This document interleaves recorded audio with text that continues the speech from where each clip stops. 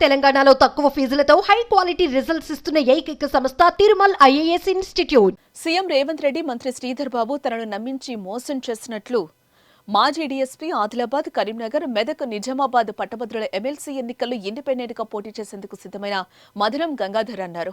పట్టభద్రులు ప్రజల సమస్యలను పరిష్కరించడమే లక్ష్యంగా ఎమ్మెల్సీ ఎన్నికల్లో పోటీకి సిద్ధమయ్యానని, కానీ తన మేనిఫెస్టో అంశాలను గమనించి అధికార కాంగ్రెస్ పార్టీ తనను ఆహ్వానించిందన్నారు.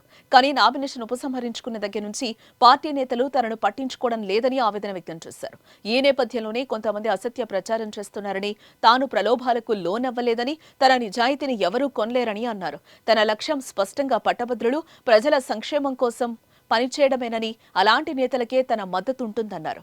ఇక తన కోసం అహర్నిశలు శ్రమించిన ప్రతి ఒక్కరికి క్షమాపణలు చెప్పారు. మరోపక్క ఎమ్మెల్సీ ఎన్నికల్లో పోటీ చేస్తున్న కాంగ్రెస్ అభ్యర్థి నరేందర్ రెడ్డిపై పట్టభద్రులు ప్రజల్లో తీవ్ర వ్యతిరేకత ఉందని, అలాంటి వ్యక్తి గెలుపు కోసం కాదు ఓటమి కోసం పనిచేయాలంటూ ఓటర్లకు విజ్ఞప్తి చేశారు.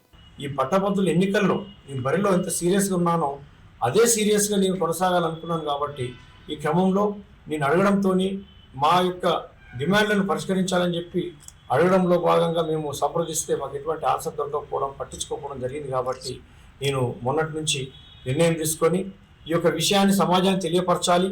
సమాజంలో చాలామంది నా కోసము నన్ను గెలిపించాలనే ఉద్దేశంతో చాలా శ్రేణులు ఒక టీముగా డివైడ్ అయ్యి వాళ్ళు పనిచేసినందుకు వారికి నేను క్షమాపణ చెప్పాల్సిన అవసరం ఉంది, వాళ్ళకి కృతజ్ఞత చెప్పాల్సిన అవసరం ఉంది. అదేవిధంగా నేను ఒక పార్టీలో చేరానని, ఆ పార్టీలో చేరడము ప్యాకేజీలకు, పైసలకు, పదవులకు అమ్ముకుపోయాననే ఒక అపనమ్మకము ఆవరించి ఉన్నది. కాబట్టి అటువంటిది ఏమీ లేదన్న విషయం నేను తెలియపరచాల్సిన అవసరం ఉన్నది. కాబట్టి ఈ విషయం తెలియపరచాలి, సమాజానికి ఖచ్చితంగా తెలియాలి.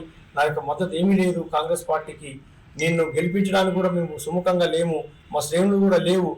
ఎందుకంటే అక్కడ పార్టీ మ్యాండేట్ తీసుకొని పోటీ చేస్తున్నటువంటి వ్యక్తి నరేందర్ రెడ్డికి మంచి పేరు లేదు. అతను ఫీజుల రూపంలో కానీ, సంక్షేమం రూపంలో కానీ, ప్రజలకు సేవ చేసే విషయంలో కానీ వ్యతిరేకత ఉన్నది. కాబట్టి అటువంటి వ్యక్తికి ఎవరు కూడా ప్రజలు సుముఖంగా లేరు. ప్రతి వ్యక్తి, ప్రతి గ్రాడ్యుయేట్ కూడా వ్యతిరేకంగా ఉన్నాడు. కాబట్టి వాళ్ళతో పాటు మేము కూడా వ్యతిరేకంగా ఉన్నట్టుగానే మేము చెప్పక తప్పదు.